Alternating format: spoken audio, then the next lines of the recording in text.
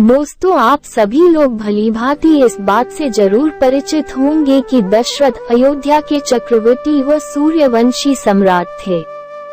जब से वे अयोध्या के राज सिंहासन पर बैठे थे, तब से उन्होंने अपनी विजय पताका चारों दिशाओं में लहरा दी थी। उनका राज्य भारतवर्ष के सभी राज्यों में सबसे शक्तिशाली व धनवान था। साथ ही उनकी 3 पत्नियां थीं, जिनका नाम था कौशल्या, कैकेयी व सुमित्रा।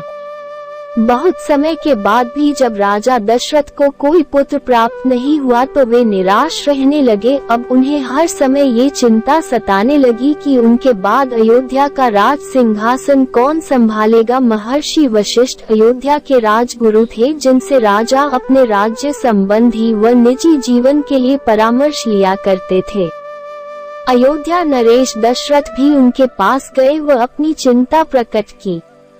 महर्षि वशिष्ठ ने उन्हें ऋषि श्रृंग मुनि के द्वारा पुत्र कामेष्टि यज्ञ करवाने को कहा।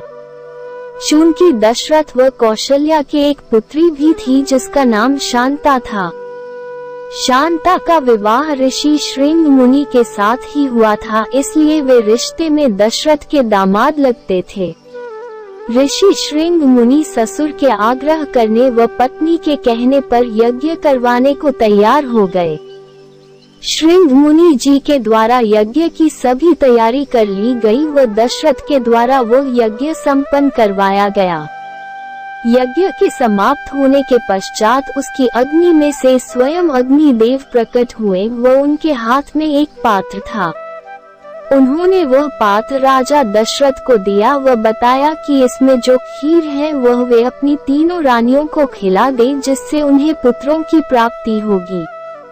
ये खीर पायसम का प्याला पाकर राजा दशरथ अत्यंत प्रसन्न हो गए। उसके बाद वह खीर लेकर राजा दशरथ अपनी 3 रानियों के पास गए। उन्होंने उस खीर को 2 आधे आधे भागों में बांटा व एक भाग रानी कौशल्या को खाने को दे दिया। बाकी बची हुई खीर को उन्होंने फिर से 2 भागों में बांटा व एक भाग रानी कैकेयी को खाने को दिया।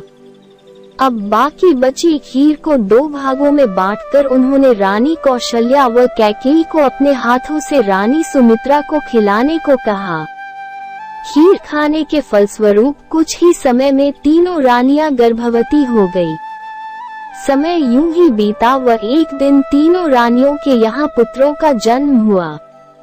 रानी कौशल्या को स्वयं भगवान श्री राम का जन्म हुआ, जो सबसे बड़े पुत्र व अयोध्या के राज सिंहासन के उत्तराधिकारी थे। रानी कैकेयी को पुत्र रूप में भरत मिले व रानी सुमित्रा के 2 पुत्र हुए, जिनका नाम लक्ष्मण व शत्रुघ्न था। कहते हैं कि चूंकि रानी कौशल्या ने खीर का अधिकांश भाग खाया था, इसलिए उन्हें पुत्र रूप में राम की प्राप्ति हुई थी। सुमित्रा ने रानी कौशल्या के हाथ से जो खीर खाई थी, उससे उन्हें लक्ष्मण पुत्र रूप में मिले, जो हमेशा भगवान श्री राम के साथ ही रहे।